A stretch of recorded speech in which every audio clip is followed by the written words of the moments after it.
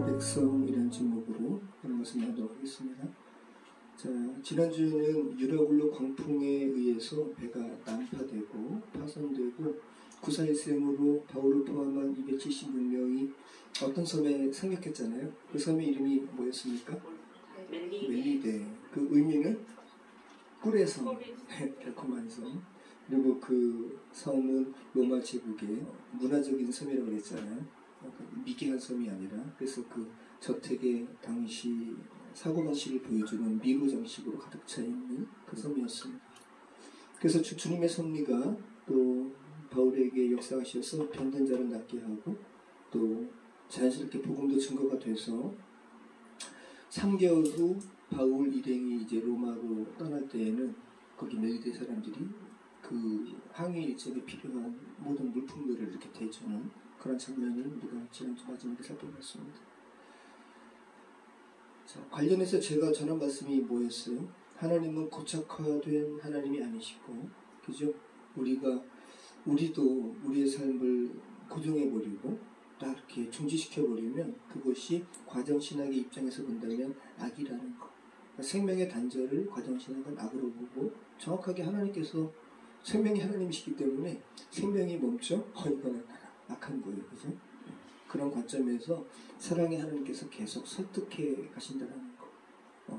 특별히 구약에 있는 요나서에 정말 다른 예언서라든지 다른 본문에서는 그렇게 막 끝까지 설득하시는, 그리고 또 인간이 하나님께 그렇게 막 대드는 모습은 별로 없어 보이는데, 요나는 야, 내가 죽기까지 내가 싫습니다 막 이러고, 그죠? 하나님께서는 야, 이렇게 너가 이러한 존재냐, 내가 이 박넝쿨도 이렇게 너가 이렇게 아끼는데, 야, 내가 하나님의 형상으로 지음받은 한 사람 한 사람 이렇게 아끼는 것이 합당하지 아니하냐, 이렇게 우리가 설득하시는 하나님.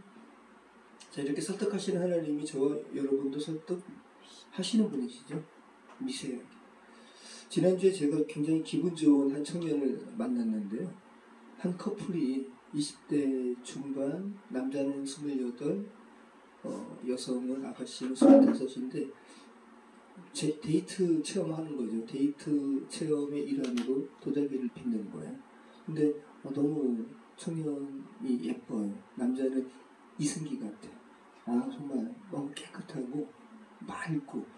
근데 이제 보니까 감리교 성도예요. 그 자매는 권사님 같은 아파트 사세요. 그 자매가 레미야. 그리고 하여튼간 도남 감리교회 그 청년부 커플인 거예요. 근데 이제 어찌어찌 하다가 도자기도 빚으면서 자연스럽게 이제, 그러면서 그 친구는 감리교니까 달력 보고 감리교 뭐 하여튼 그래서 뭐 목사람 말은 안 했지만 이야기 나누다가 이 친구가 카나다에 BTS를 갔다 온 거예요.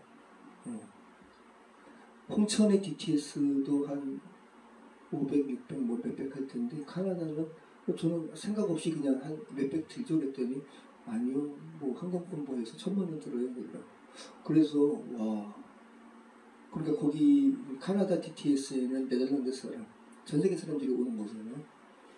뭐 영어도 관련해서 그런 것도 굉장히 기본적으로 잘했겠지만 더 좋아졌겠네요 라고 하다가 겸손하더라고요. 못했는데 그냥 뭐 간단하게 됐다고 하는데, 그래서 와, 그럼 어떻게 누가 그렇게 BTS 가라고 그랬냐고 그렇게 물어봤죠. 저는 당연히 그냥 신앙적인 선배들, 뭐 혹은 부모님, 목사님 뭐 이런 말을 저는 할 줄 알았는데, 너무 자연스럽게 하나님이요.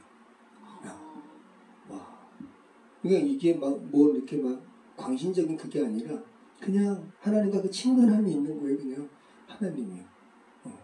BTS 갔다 오라고 그랬다고. 와, 귀하죠.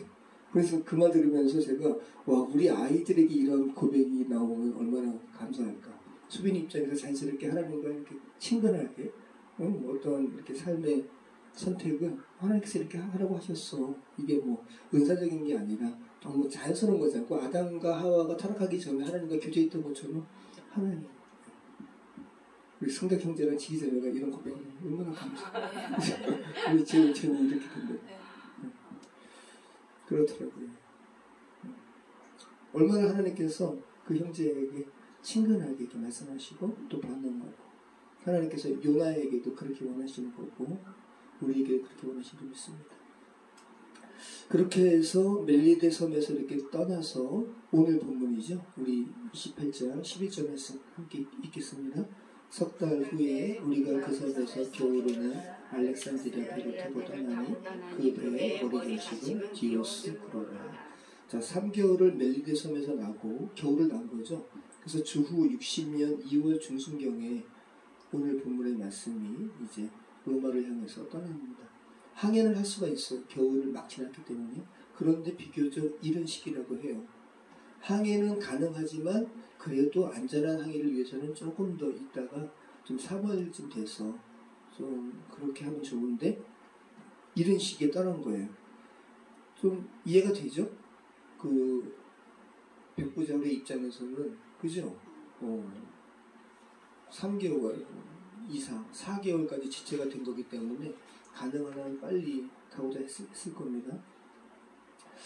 그래서 이 여정에 사도행전에 누가가 함께하는 표현이 뭐라고 그랬죠? 누가를 포함시키는 표현? 우리는 이라는 표현이 지금 4번째로 지금 등장하고 사도행전의 이제 마지막 표현인 거예요. 석 달 후에 우리가 누가가 포함됐었고 또 누구였죠? 아리스다고인가요? 네, 이렇게 포함된 바울 일행과 나머지 죄수와 또 공물을 파는 상인들과 또 선장과 뱃사람들과 함께 이제 떠나는 겁니다.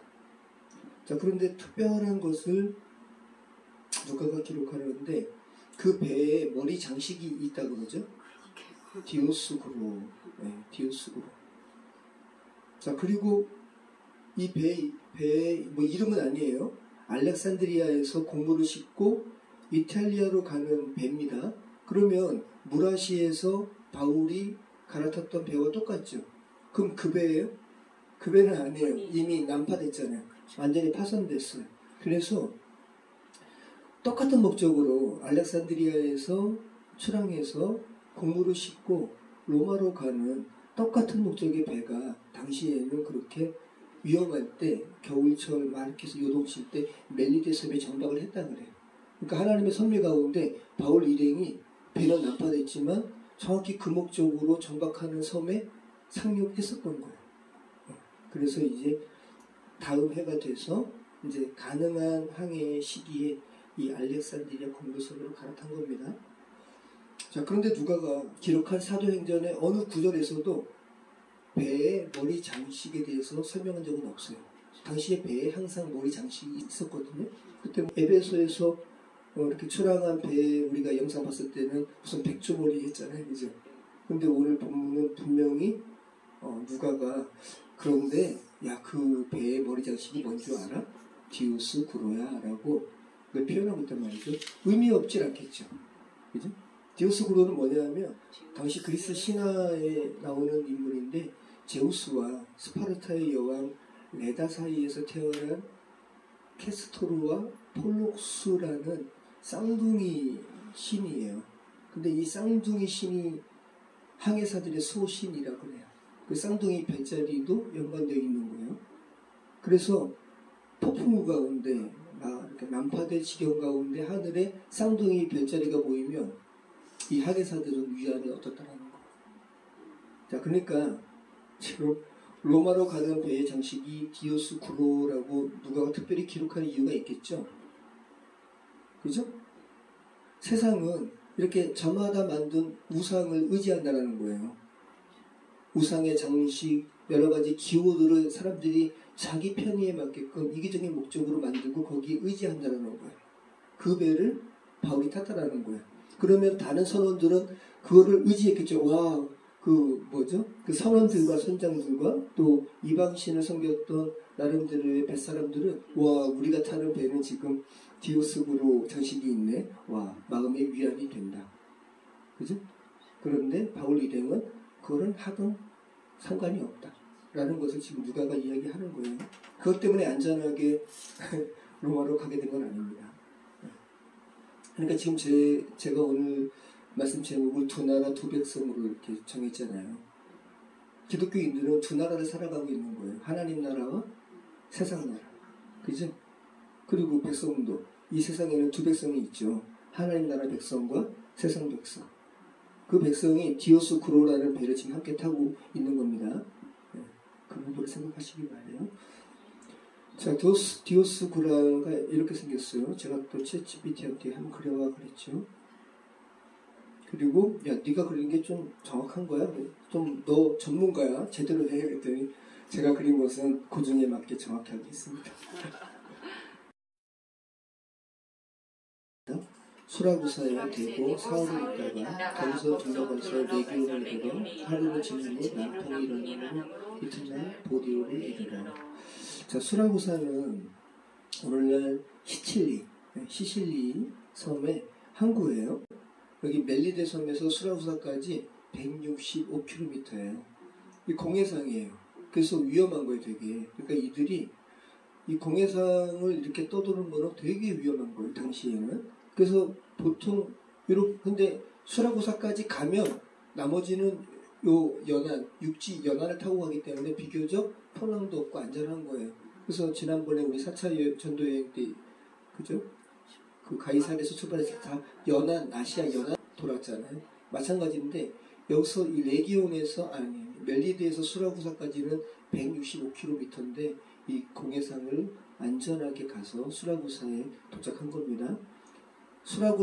수라구사에 대고 얼마 동안 있었대요? 사흘 있다가 그 다음에 오늘날 보치올리 항구인데 당시에는 보디올이라고 불리는 이 항구로 곧바로 가는 거예요, 그냥. 그런데 레기온에 들렸다 그러죠? 그죠? 근데 그 레기온에 들렸다는 이 표현을 보시면 다시 한번 읽어볼까요? 거기서 둘러가서 레기온에 이르러 하루를 지내고 남풍이 일어나므로 이튿날 보디올에 이르러. 그래서 거기서 둘러가서라는 헬라어 문장 안에는 억지로 배를 고정시켰다라는 의미가 있어요. 그러니까 이 수라구사에서 보디올로 출항할 때 레기온에 전박할 수밖에 없는 상황이 안 좋았다라는 거예요. 그리고 레기온에 이르러 하루를 지낸 다음에 그 다음에 표현이 뭐예요?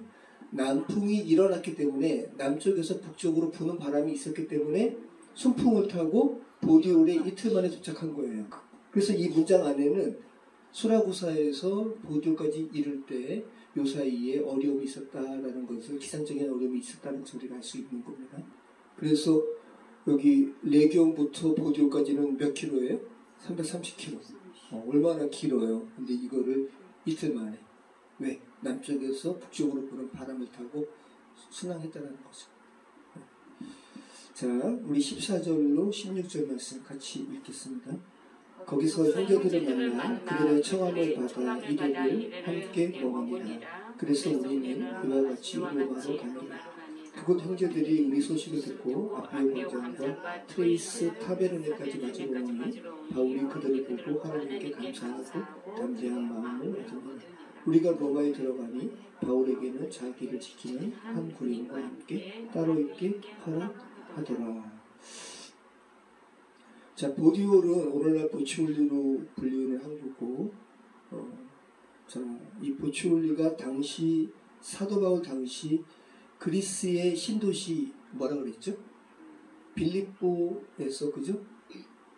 그러니까 바울이 마게도냐로 건너갈 때 어디로 가요? 네아폴리라는 항구로 가죠. 이 네아폴리가 네오폴리스를 우리말로 그렇게 했다고 그랬잖아요. 자, 이 네오폴리스가 이탈리아에도 똑같이 있다고 그랬죠. 오늘날 나폴리. 나폴리 항구가 보디올이에요. 당시의 공문선의 최종 목적지예요. 여기 보디올. 그래서 여기까지 왔기 때문에 이제 도보로 여기서 이제 바울이등 내리고 또 죄수들 내리고 해서 여기서부터 로마까지 이제 도보로 가는 거예요. 자, 여러분 보세요. 우리가 지금 읽었는데 14절부터 16절까지 그토록 로마로 가고자 했던 바울의 입장에서 본다면 어떤 상황이 펼쳐진 거예요? 위기예요? 아니면 환대예요? 바울 입장에서는. 클라이막스는 아니에요. 클라이막스는 이미 막 바울이 마지막 변론을 하고 막 그럴 때 가이사에게 상소하노라. 이게 클라이막스고 그 다음부터는 바울 입장에서는 순항이에요. 순항. 하나님의 뜻대로 다 이루어지는 거예요. 가니까 이미 로마 안에 이탈리아 안에 그리스도인이 자산적으로 형성돼가지고 바울이 온다고 하니까 달려와가지고 맞아 환대하는 거야. 두 번이나 어디에서? 아피오 광장에서 한 번, 그 다음에 트레이스 타베르네에서 또 한 번. 자, 로마에서 아피오 광장까지는 70km인데, 그러니까 로마에 사는 그리스도인들이 아피오 광장까지도 와서 맞이하고, 또 그 다음에 또 로마에 사는 그리스도인들이 트레이스 타베르네, 이게 이제 세계의 여관이라는 거야. 그러니까 당시 로마로 가는 이쪽에 상인들이 많이 모여서 아피오 광장에서도 상인들이 많이 모이고, 또 삼관이라고 우리말로 하는 세계의 여관, 삼관이죠. 삼관이라고 명칭하는 여기에도 많은 사람들이 모이는 곳이기 때문에 이 그리스도인들이 두 개의 특정된 곳 트레이스 타베르네와 아피오 광장까지 와가지고 바울을 환대하는 거예요.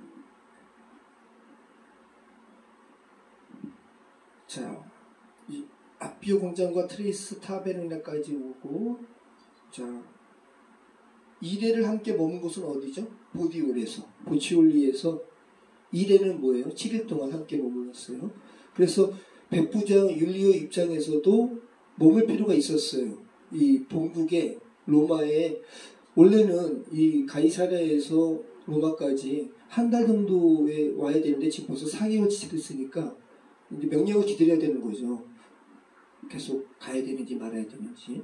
그리고 나름대로 또 바울 입장에서는 여기서 그리스도인들에게 환대도 받고 도움도 받고 어떤 또 금전적인 도움도 받고 그랬겠죠.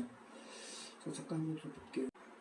여기가 보치올리, 그리고 아피오 가도는 뭐냐면 당시 로마는 지난번에 제가 소아시아에서도 콘스탄티노플에서 로마로 가기 위해서 평양으로 어떠한 도로를 건설했잖아요. 그죠?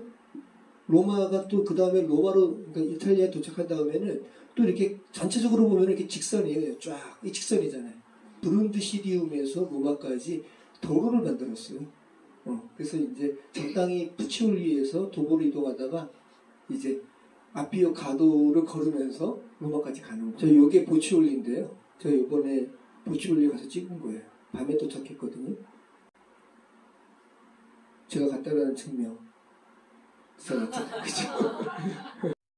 요 항구에서 반대편으로 바라보면 이 유적이 있어요. 당시 사도 바울이 보치올리에 이 보디올에 와서 7일을 거주했잖아요. 그러한 관계된 곳이라 그래요. 이게 아피아 가도인데요. 돌로 이렇게 만든 거죠.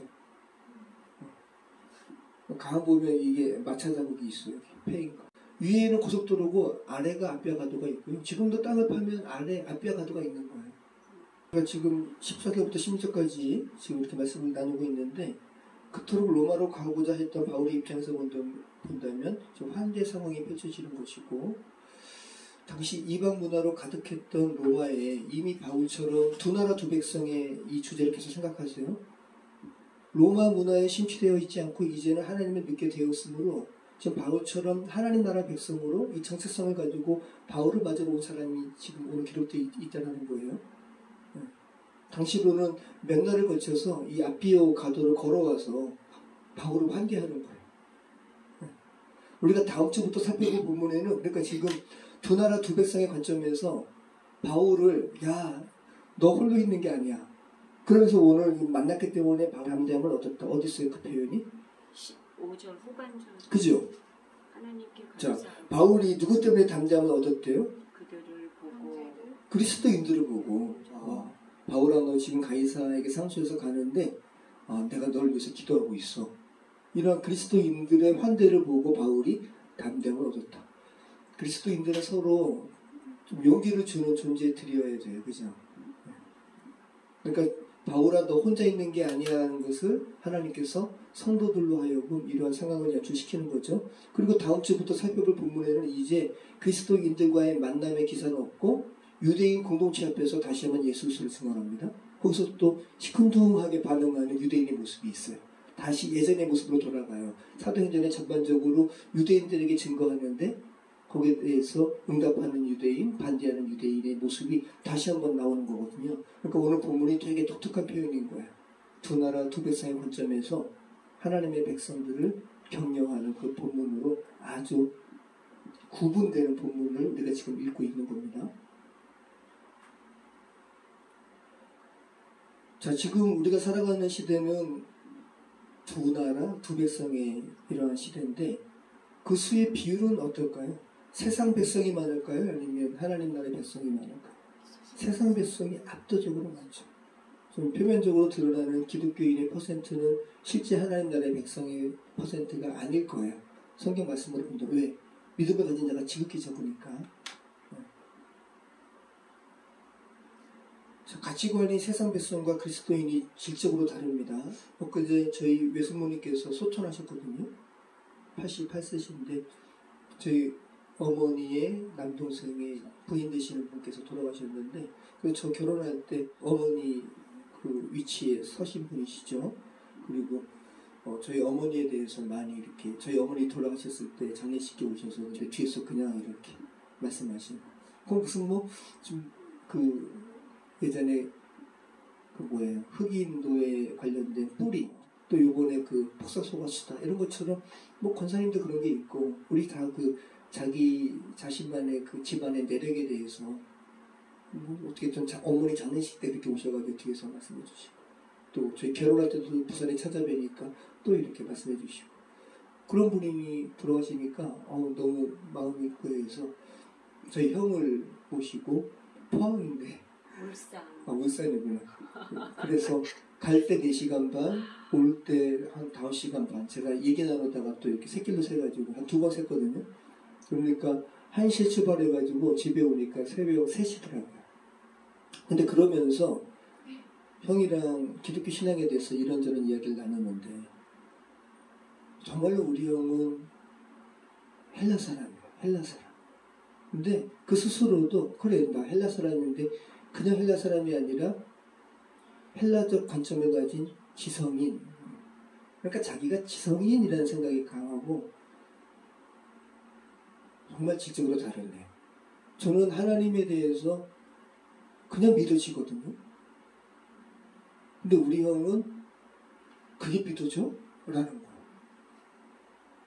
그러니까 나는 이 갈등이 있었다면 하나님이란 존재는 그냥 믿어졌고 그리고 내가 피조물이고 주권자이신 하나님에 대한 것은 그냥 태어나면서부터 그러니까 이게 외조모 로이스 유닉의 이러한 하나님을 경외하는 것이 그 디모데에게 흘러왔도다라고 바울이 이야기하잖아요. 이런 부분이 정말 있는 것 같은 건가? 이 교만함이 아니라 안타까운 거, 난 그냥 믿어지는 거예요. 그러니까 지금 여러분이 믿어진다면 이건 진짜 하나님께서 허락하신 은혜고 믿음은 선물이라는 게 맞는 거예요. 우리 형이 얘기하는 거예요. 야 나는 성경을 몇 번이나 통독했어. 안 믿어지는데? 이렇게 얘기해요. 그러면서 차별금지법에 대해서도 이야기를 하는데 자연스럽게 이렇게 얘기가 나온 거죠. 야 차별금지법 너는 어떻게 생각하는데? 그래서 난 반대한다고. 그러면서 야 여러 가지 죄와 동성애가 뭐가 다른데? 제가 얘기한 건 뭐냐 하면 어떤 정신적인 장애를 가진 이들이든 자기 사고가 장애를 가지고 있어요. 그게 성적인 장애라고 표현하지만 그걸 떠나서 어떤 피조물이든 특별히 인간, 하나님의 형상으로 지음받은 인간은 그 지능이 어떻게 제한되어 있든 하나님 앞에서 내가 이게 창조주 하나님의 뜻임을 알고도 내가 이건 거부하는 거야 라는 것을 그 자신이 알 거라고. 그 4명 가운데 창조주 앞에 고의적으로 위반했다 안 했다 이것을 하나님 앞에 핑계하지 못할 거라고 저는 이야기를 한 거예요. 내란 사태로 인해서 그 극우 쪽에서 민주당 쪽에서 집권하면 차별금지법이 허용될 거야. 뭐 이러한 궤변을 펼쳤어요. 근데 저는 그렇지 않을 거라고 저는 생각을 하는 거죠. 왜냐하면 이거는 개별적인 사안이기 때문에. 근데 요번에 이재명 대통령이 누구를 총리로 임명했어요? 김민석 씨를 총리로 임명했죠. 그 김민석 이 총리가 지금 현 총리죠.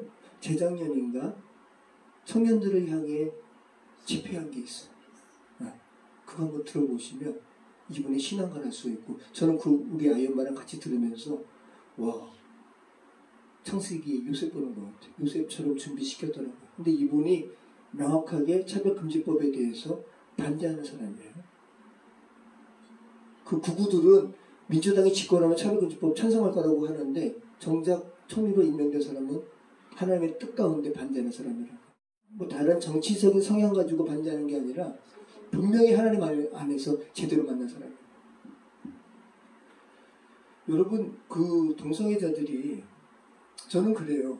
동성애가 여타의 죄랑 차별성이 있다고 저는 보는데, 뭐냐 하면 하나님에 대하여 고의적으로 대항하는 대표적인 죄가 동성애예요. 그래서 성경이 그거를 그렇게 드러내는 거예요. 인간의 여러 죄가 많잖아요. 그죠? 근데 그 중에서 하나님에 대하여 고의적으로 대항하는 죄의 표본이 동성애라는 거예요. 여러분, 동성애자들이, 일반 사람들이 동성애자에게 지칭하는 게 아니라 동성애자들이 스스로를 말하는 호칭이 있어요. 뭔지 아세요? 이반이에요. 이반. 이반이라는 게 도대체 뭐야? 뭐 그리스어야? 아니에요. 일반적이지 않다라는 것을 이반이라고 표현하는 거예요. 그리고 그거를 그들 스스로가 규정한 거라고. 주체성을 스스로 우리 드러내는 거지. 우리는 이반이야. 일반적이지 않아. 우리는 이반이야. 이게 인권적으로 본다면은 아주 그냥 주체성을 강조하는 것 같지만, 하나님과의 어떤 교통을 가지고 있는 사람들의 입장에서 본다면 하나님 앞에 노골적인 바벨과 똑같은 거죠. 자, 그래서 제가 갔다 온 다음에 형한테 로마서 말씀을 제가 보냈거든요. 그 나름대로 하나님의 선미 가운데 형에게 그거 나누게 하신 것 같고, 성경 말씀을 읽게 하신 것 같아요. 한번 여러분 같이 보시면 지성인들에 대하여, 이게 지금 로마서잖아요. 그죠? 바울이 로마서에 보내는 편지예요. 고린도에서. 잠깐만 보실까요? 로마서 1장 17절로 32절. 복음에는 하나님에게서 믿음에 이르게 하나니 기록된 바 오직 의인은 믿음으로 말미암아 살리라는 것 같으니라. 하나님의 진노가 불의로 진리를 막는 사람들의 모든 경건하지 않음과 불의에 대하여 하늘로부터 나타나니 이는 하나님을 알만한 것이 그들 속에 보임이라. 하나님께서 이를 그들에게 보이셨느니라.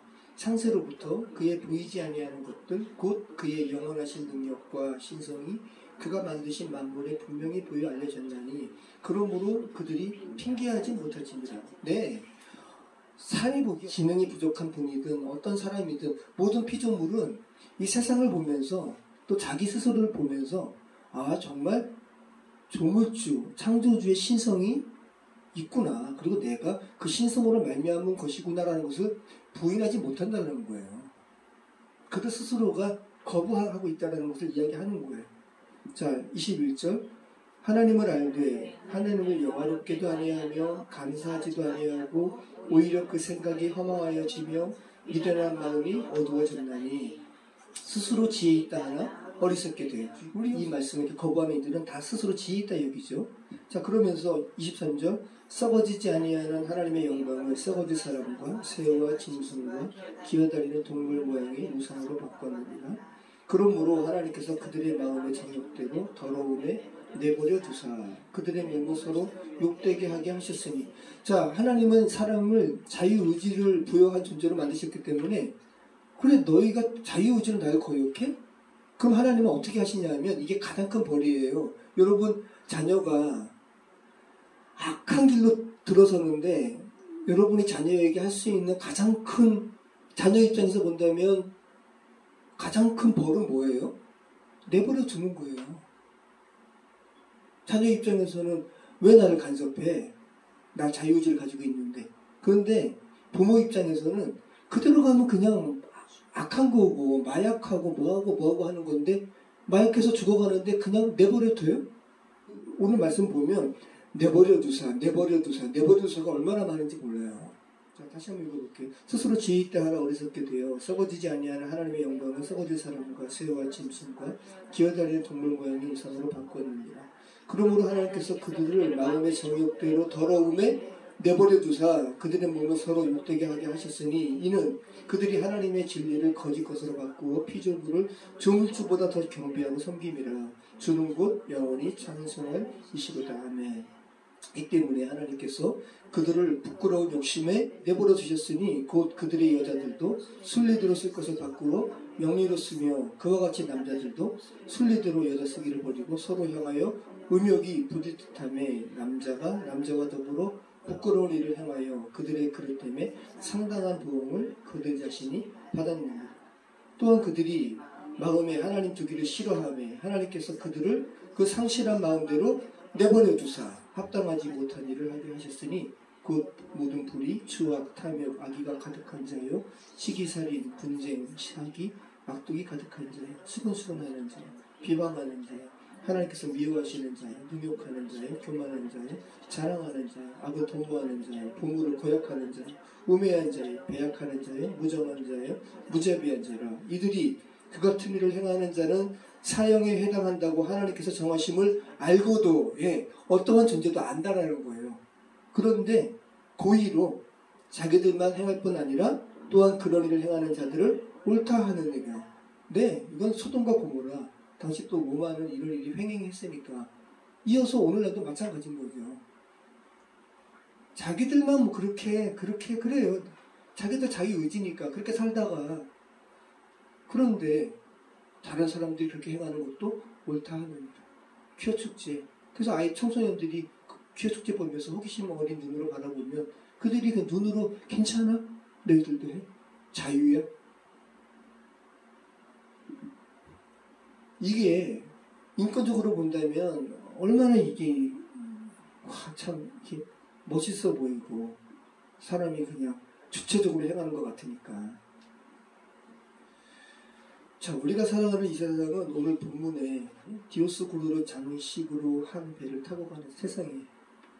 그래서 저마다 오늘 우리가 읽은 이 로마서 말씀처럼 자신의 욕심으로 만들어낸 우상에 의지하는 세상, 자기 스스로가 신이 되는 세상, 자기가 이미 신이 돼가지고 그런 행위를 하는 자들을, 자기는 하지 않지만 그런 행위를 하는 자들은 그럴 수 있지라고 얘기합니다.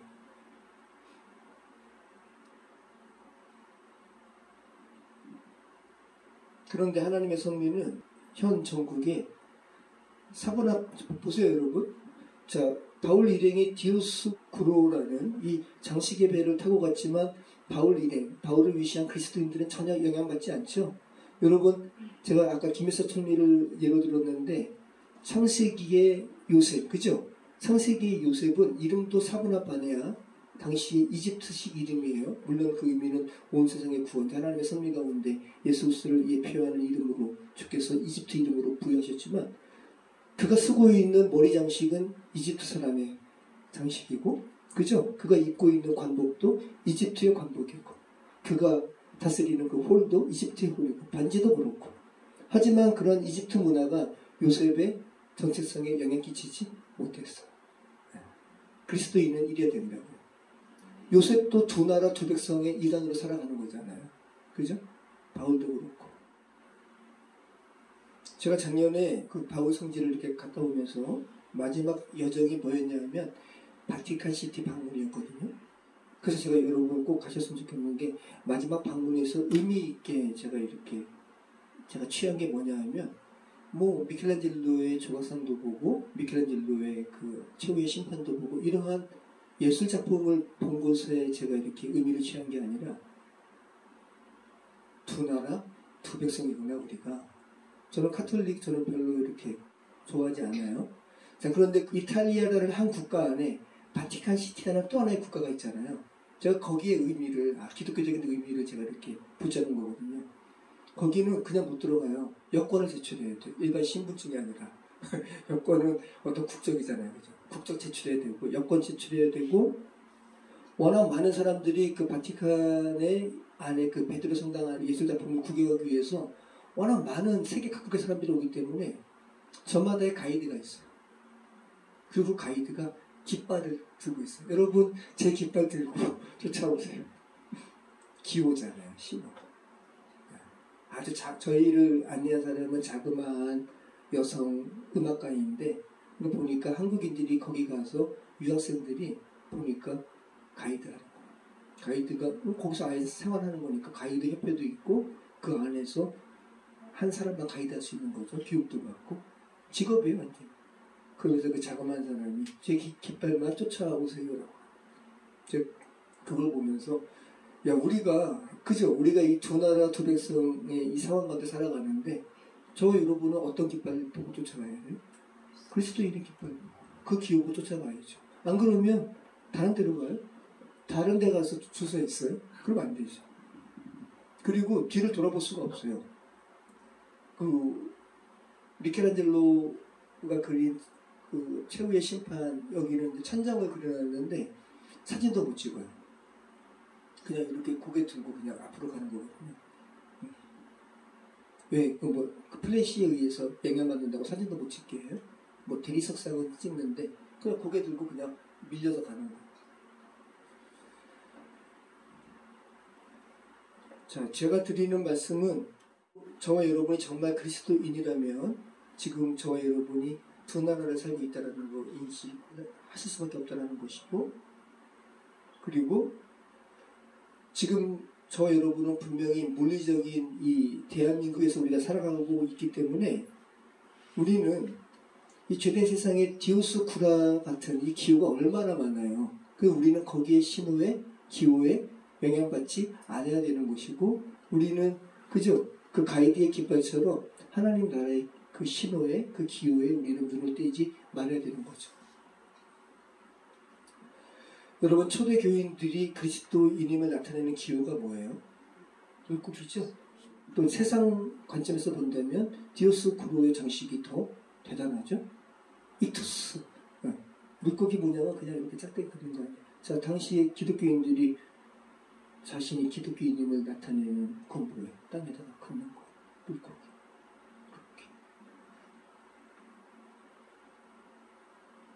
이렇게. 저는 그래서 이 익투스, 이 물고기를 자동차 뒤에다가 그 장식으로 달지 않아요. 왜냐하면 예기치 못한 상황에 신호 위반을 할 수 있는데, 그거 대놓고 그럴 필요는 없잖아요. 자, 익투스. 자, 익투스가 뭐냐면 이거거든요. 자, 이게 익투스가 물고기예요. 익투스가 헬라어로 물고기고, 익투스는 뭐냐면 이게 헬라어예요. 이 영어로가 아니라 이에수. 그러니까 우리가 이제 우리나라 발음으로 예수가 헬라어 발음과 흡사한 거예요. 이에수, 크리스투스, 이게 데오스는 이제 하나님이죠. 여기 휘오스, 아들이라는 거예요. 그리고 이게 소테르, 구원자예요. 예수 그리스도 하나님의 아들 우리의 구원자라는 거예요. 이게 익투스예요. 그런데 이 앞글자만 따니까 헬라어의 물고기 단어인 거예요. 익투스. 그래서 그냥 익투스 이렇게 하는 거예요. 자, 우리가 쫓아야 할 기호는 뭐예요? 익투스죠. 하나님의 예수 그리스도는 하나님의 아들이시고 우리의 구원자이십니다라는 이 기호를 우리는 이 죄된 세상을 살아가면서 우리의 신분 가운데 놓치지 말아야 될 거예요. 에베소의 이 초대 교인들이 쓴 거예요. 익투스. 자, 요거는 로마의 카타콤에 초대 교인들이 자기가 그리스도인임을 새긴 거예요. 물고기를 아예 새겨버렸어요. 글자를 새기지 않고. 익투스. 이것도 카타콤에 요 그림이 있는데 이걸 아주 대표적으로 상징화해가지고 이 카타콤대에 가면은 요 그림이 있어요. 익투스. 저와 여러분 모쪼록 이 세상 살아가면서 디오스쿠로라는 세상의 상징에 여러분 눈 빼앗길 필요가 없죠. 우리가 계속 이 익투스, 예수 그리스도 하나님의 아들 우리의 구원자, 이 기호를 계속 주시하시고 또 궁극적인 완전한 하나님 나라에 다 같이 가시게 되는 저와 여러분의 삶이 되었으면 좋겠습니다. 기도하겠습니다. 참 좋으신 하나님 감사합니다. 우리가 이 죄된 세상을 살아가면서 또 하나의 국적이 하나님 나라라는 또 하나의 국적이 있고, 또 우리가 하나님 나라라는 또 하나의 국적의 신분이 있는 존재임을 다시 한번 고백합니다. 아버지 하나님, 이 세상에 많은 디오스쿠로라는 이런 여러 가지 죄된 세상의 기호들이 있고 상징들이 있습니다. 아버지 하나님, 저희가 그것에 영향받지 않도록 도와주시고 또 온전히 예수 그리스도 하나님의 아들 우리의 구원자라는 이 물고기 모양의 기호에 우리가 주목하면서 주님의 나라에 온전히 나아가는 우리 인생 되게 해주시옵소서. 성령 강림 절기입니다. 성령 하나님 우리 내면 가운데 항상 계시고 우리의 모든 삶 속에 성령의 인도하심 온전히 듣게 하시며 또 그 음성에 순종하여 나아가는 우리 인생 되게 해주시옵소서. 예수 그리스도 이름으로 기도합니다. 아멘.